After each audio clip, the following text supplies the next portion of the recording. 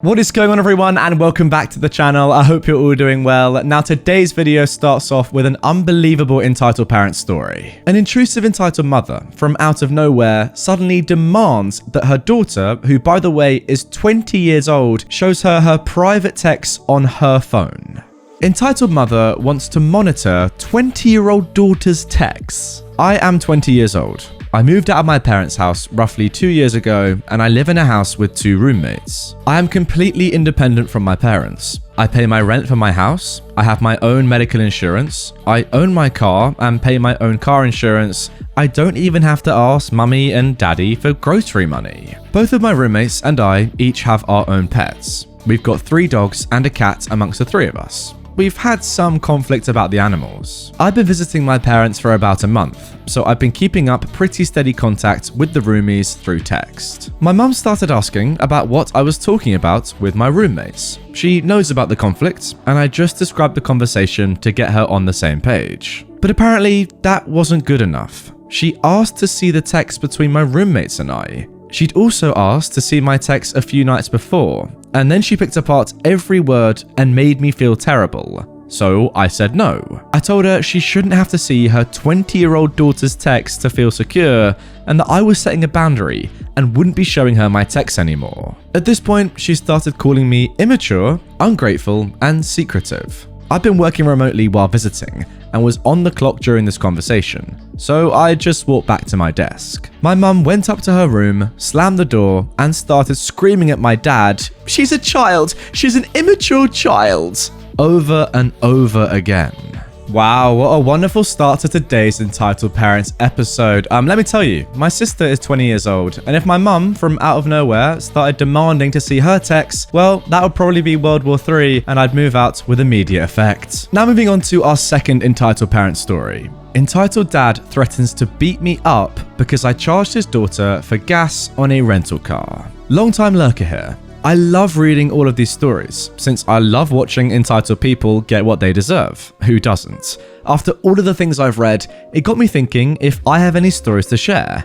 And it turns out I have tons of great stories from the various places that I've worked. One place in particular was a national rental car chain, where I have the best stories. Before working there, I thought the industry was just going to be full of business guys and vacationers, so I wouldn't really have to deal with much rubbish. Boy, was I young and dumb. This particular branch was hit or miss. Some days we would be crazy busy, others we'd be so slow we'd take out for oil changes just for the heck of it, to give us something to do. On one particular day, both my manager and assistant manager asked if they could go grab food for all of us, and if I could man the shop. Everyone there was super chill, even the managers, so there was a lot of just chilling around. I of course agree and chill, look at my phone, when the office phone starts to ring. It's some older gentleman who asked for me specifically. Speaking, I say. Our conversation goes a little something like this. "Is this OP? Yeah, how can I help?" "Well, my daughter just returned a rental car at your location, and I see a $25 fuel charge on there that shouldn't be. I'm expecting a refund right now, or I'll be giving corporate a call, and maybe you'll listen to them." I'm still keeping my cool at this point. "Not a problem, sir. Let me check your file to verify that you didn't prepay for the fuel. Let me put you on a quick hold." The entitled dad starts screaming something along the lines of, "Don't put me on hold. No one puts me on hold." Beep goes on hold anyway. I then check his file. The notes clearly say that fuel was declined, and the customer signed a line stating that they agree to a $25 refueling fee if they don't return it with the amount of fuel that it was sent out with. "Hi sir," I say. "I've reviewed your file, and unfortunately I'm not able to issue a refund, because your daughter agreed to pay the fuel charge if the vehicle wasn't returned at the level we sent it out at. Apologies for the inconvenience, but we do make this clear to our customers, since this is a common but understandable source of confusion." Now, had this guy started the convo off by not being a POS, I would have easily given him his refund, but I refused to let entitled mofos win. "What the F? Oh, I see. You just saw a young girl walk into your rental car place, and you thought that you could scam her? Well, how does it feel robbing a young girl of $25? I'll bet you have the money in your pocket right now." "Sir, unfortunately, that is our policy. We do not scam our customers and clearly indicate what you will be paying for before the rental. We also make sure to tell you how to avoid the fees. In this case, our advice was not followed, so we'll not be able to process a refund for you. Let me talk to a manager now. Sorry, sir, they're not in the office right now, but I'll tell you, they will give you the same answer. They should be back in about 20 to 30 minutes if you want to call back then. Again, super chill managers, so I knew I had nothing to worry about, and that of course they would take my side. What the heck? No, some of us have things to do today. I don't want to spend my day at some rental car place. You guys are scumbags. You know what? I'm coming down there right now and I'm going to have a little talk with you face to face. You're not going to be so tough when I come down. Sorry, he just said that some of us have things to do today, yet he's willing to come down to the car rental place. Makes a lot of sense. Make it make sense, please. Now, unfortunately, at this moment, all I could do was audibly laugh at this guy, which only made it worse. I'm looking forward to it, sir. You just think you're so tough, don't you? You've got no idea the people in high places that I know in this state. I now know your first and last name, buddy. I wouldn't be laughing. Sir, if you have any problem with me, I invite you to come down and resolve it in person. I'll be here until 6 this evening. I'm coming right now, buddy. You think I'm not serious? All right then, see you soon. And I hang up. About 20 minutes later, my manager gets back and I tell him what happened. My manager burst out laughing and just said, "Can we hear?" We went back and listened to the recording and both my manager and assistant were just dying laughing. Were you just threatened over $25? Apparently, I joked. We all shared a good laugh and honestly forgot about it for the rest of the afternoon until I saw a car pull up and I saw a familiar girl get out of the car with what looked like her mum. Guess who? It was the entitled dad's daughter and her mum. I peered into the car to see that entitled dad pouting in the passenger seat. He looked like a child that was told no for the first time. The best part is, he threatened me and then wouldn't even get out of the car to face me himself. He sends his wife and daughter in to do his dirty work. This should give you some indication about the type of guy we're dealing with here. The entitled mum walks in with the entitled daughter and starts screaming, berating my assistant manager. "Your employee needs to be fired. He scammed my daughter out of money and we want it back." Mom, OP already explained to you why we can't do that. I'll give you two choices. You can leave now on your own, or I can call the police and they can tell you to leave. Up to you. Okay then, F you. We're never using this rental car place again. I can't wait until we call corporate and tell them all about this little incident. She furiously leaves the shop and goes back to her car.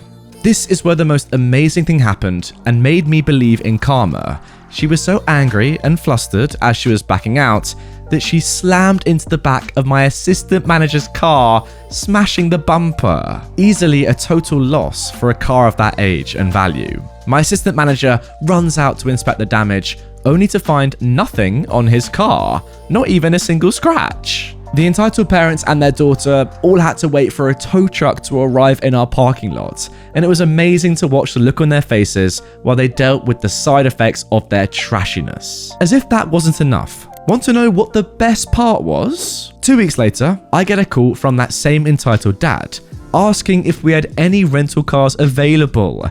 It was hilarious how he tried to act as if nothing had happened and returned after he vowed he wouldn't.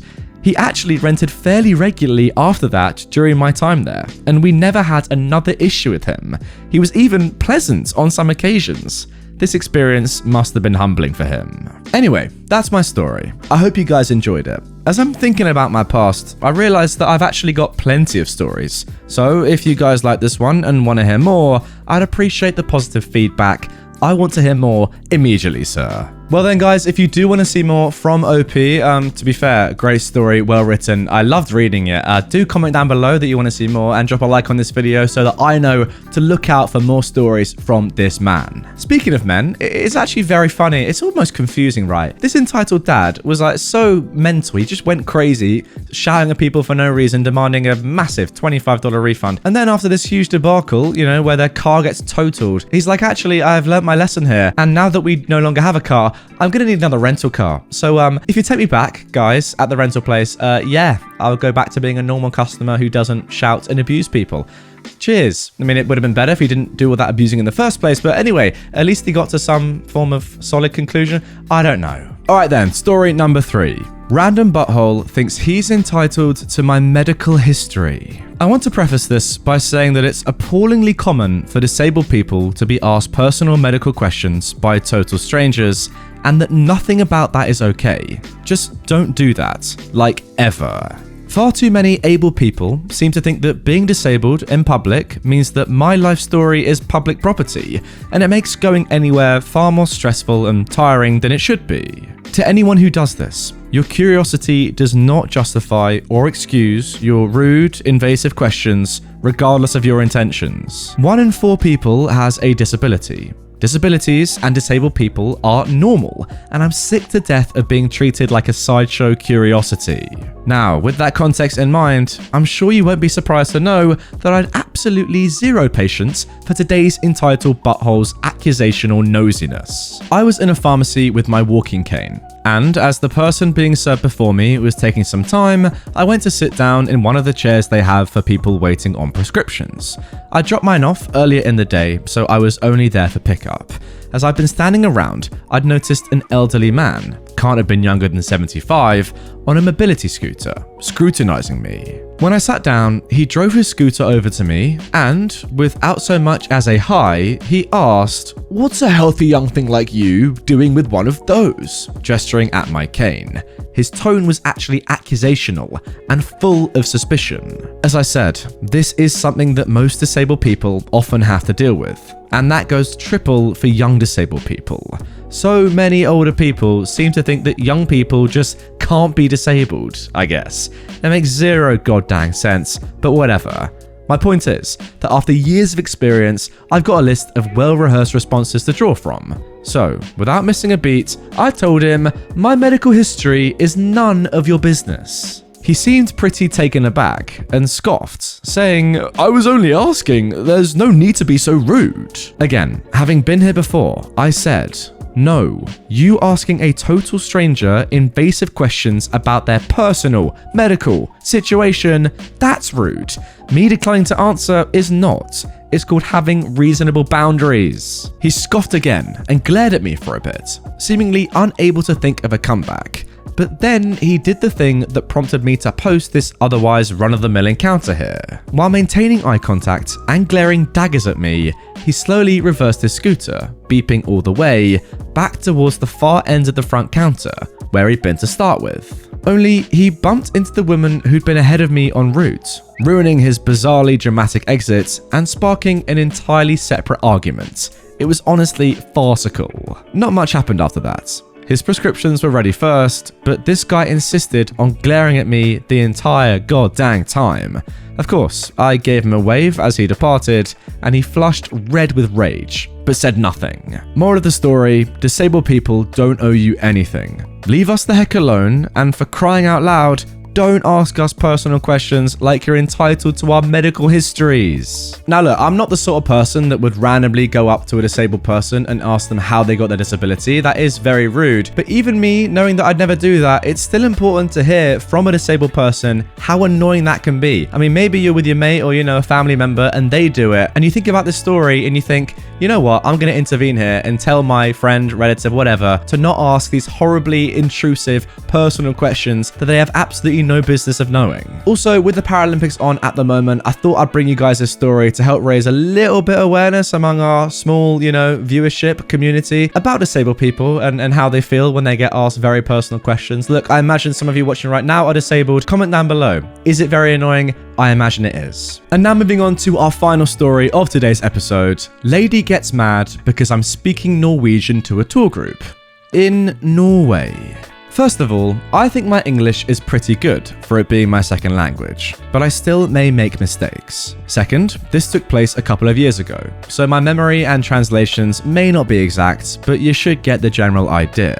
And thirdly, all conversations are translated to English, especially the ones between the director and me. Background and story. About 2 years ago, when I was in university, before the virus, I worked as a tour guide in Oslo during summers. We would take groups out on a bus through the city, then get on a boat and continue the tour from there. When the group first formed, I would ask if there were any English speakers who didn't understand Norwegian. If there were, I would conduct the tour in Norwegian first, then give the English equivalents. If there weren't, I would just do the whole thing in Norwegian, but also point out in English, we all speak English, right, that there was an audio system they could listen to in multiple languages. So, Germans could hear it in German, French people in French, etc. I think there are about 10 different languages in all to choose from. I eventually learned how to say each language we offered in their native language, and then motioned to the headphones and guide in front of them that said how to turn the audio to their preferred language. So, I asked my group and a few people raised their hands. I don't recall if this lady was one of them. So, the tour started and I would point out the sites and describe them in Norwegian, then English. However, as I was giving the Norwegian explanation, this lady would yell out, "English!" After a couple times, I finally stopped myself and said, "In a minute, please wait," though I'd already spoken English on the trip, including the opening talk. This woman, though, continued through the entire tour. Though this was not a supper cruise, which we had in the evenings, we still had a waitstaff that circulated around and got people snacks and drinks. They normally ask first in Norwegian what people want, then switch to English, or in some cases Swedish or German, until they learned which language went with which customer. When they got to this lady, she gave her order and then said, "Make the guide speak English. Me and my kids can't understand her." When they pointed out that I was speaking English after the Norwegian, she said, "How do I know she's saying the same thing though? She should just speak English the whole time." The next day, my director, I don't know the exact translation of his title, called me to his office before I began my first outing of the day and said that he had received a comment card about me not speaking English and that this had ruined the tour for a woman and her kids. He asked me if this was true, and I said no. I spoke both Norwegian and English on the trip after I found out there were some non-Norwegian speakers. Since the tour for the day hadn't gone out yet, I got 2 servers, including the one who had served them, who came up and verified that I had spoken in both languages. My director just shook his head, tore up the comment card, and told me to move on with my day. I wish I'd gotten the chance to have a direct confrontation with this lady. Many people would stop and thank me or ask questions as they left the boat at the end of the tour. But this lady was not one of them. She just resorted to speaking badly about me on a comment card. Oh, look, I'm not positive it was her, but the clues all point in her direction. So, that is the story of how I got in trouble for not speaking English in Norway. Again, I'm sorry for grammar mistakes and thanks for reading. Pretty sure there was 0 grammar mistakes in this entire piece, and that is a point that I'm going to touch on right now. Alright guys, some of you may know if you've been on my channel for a long time now that I actually went to Norway. I think it was 2 or 3 years, well it can't have been 3 years ago, 2 years ago. I might put a picture up right now, and yeah, I think it was actually before COVID. Well no, it definitely was. So yeah, about 2 years ago I went to Norway, and of course, as you can probably imagine, I speak no Norwegian. What a massive shock. However, because of the way the world works, I guess, or just these people being very, very selfless, people in Norway are taught English at school, and pretty much everyone that you'll come across in Norway speaks English. It's pretty incredible, to be honest. So that meant that when I went there and I knew I could speak no Norwegian in Norway, I was really fortunate that Norwegian people could speak English so I could at least interact with them. I felt very guilty, to be honest. I knew none of their language. They knew everything of my language. And like OP right here, they speak it really well, write it really well. Their grammar is perfect. And to be honest, a lot of foreigners' grammar with English and their, general dialect is actually a lot better than a lot of English people. Sorry to say that, but it is true. The point is, this woman should be grateful that this Norwegian person in Norway can even speak English in the first place. That's the point. Why should she speak English to you? That's a real question. You know none of her language. Why should she know yours? You're just being an absolute ignorant pig. That's my opinion. You should feel lucky and fortunate that you don't have to spend years of your life and time learning someone else's language because they've put in the hard work and learnt yours. Crazy, I know. Anyway, guys, that is going to do it for this one. Really hope you have enjoyed it. If you did and you want to see more from me right away, please do check out this video. It's so good. It might be, and this is actually a very controversial thing to say, so I'm sorry if I offend you by saying this, the best video on YouTube. I put it out there.